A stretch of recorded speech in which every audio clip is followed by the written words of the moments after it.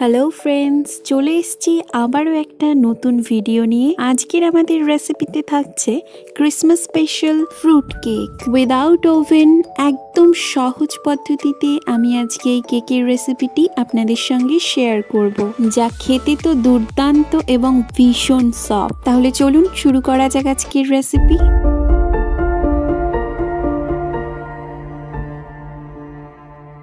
Fruit cake তৈরি করতে প্রথমে একটি বোলে নিয়ে নিচ্ছি 100 ml মতন লিকুইড দুধ আগে থেকেই ভালোভাবে ফুটিয়ে এবং ঠান্ডা করে নেওয়া হয়েছে। এরপর আমি এর মধ্যে অ্যাড করছি 50 ml মতন রিফাইন্ড অয়েল এবং সঙ্গে সামান্য কিছুটা ভ্যানিলা এসেন্স। সবটা ভালোভাবে একটু সময় নিয়ে মিশিয়ে নেব। নেক্সট আমি এর মধ্যে অ্যাড করছি 500 গ্রাম ময়দা এবং 1 কাপ গুঁড়ো দুধ। এরপর বেশ খানিকক্ষণ সময় নিয়ে ভালোভাবে সবকিছু মিশিয়ে একটা ব্যাটার তৈরি করে নেব। চলে যাচ্ছি পরবর্তী স্টেপে।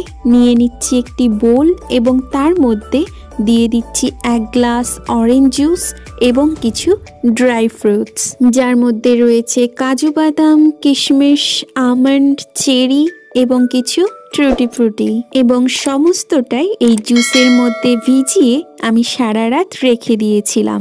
জুসে ভিজিয়ে রাখা ফ্রুটস এরপর আমি সেই ব্যাটারের মধ্যে দিয়ে দিচ্ছি।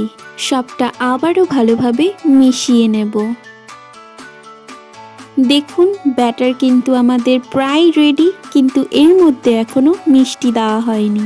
তাই অন্যদিকে আরেকটি পাত্র নিয়ে নিচ্ছি এবং তার মধ্যে দিয়ে দিচ্ছি 1 কাপ মতো চিনি, এবং চিনিটিকে ভালোভাবে গলতে দিতে হবে। তাই অনবরত হাতা চালিয়ে যেতে হবে। দেখুন চিনি গলে ক্যারামেলে পরিণত হয়েছে। চিনির পরিমাণটা কিন্তু আপনারা কে কতটা মিষ্টি খাবেন সেই আন্দাজ করে দেবেন। এরপর আমি এই ব্যাটারের মধ্যে অ্যাড করছি তৈরি করে নেওয়া ক্যারামেল, এবং আবারও একবার বেশ খানিকটা সময় নিয়ে সবকিছু মিশিয়ে নেব। এই রেসিপিটি কিন্তু আমি একদম ডিম ছাড়া তৈরি করছি। নেক্সট আমি এর মধ্যে দিয়ে দিচ্ছি 2 চা চামচ বেকিং পাউডার। দেখুন তাহলে ব্যাটার কিন্তু আমাদের একদম রেডি।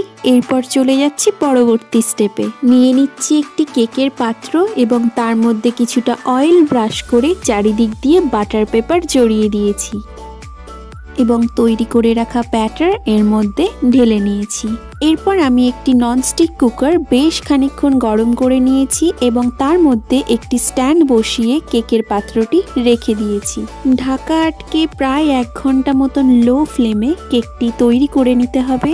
মাঝখানে ঢাকা খুলে কিছু ড্রাই ফ্রুটস ছড়িয়ে দেব এবং আবারও বেশ খানিকটা সময়ের জন্য ঢাকা আটকে রেখে দেব।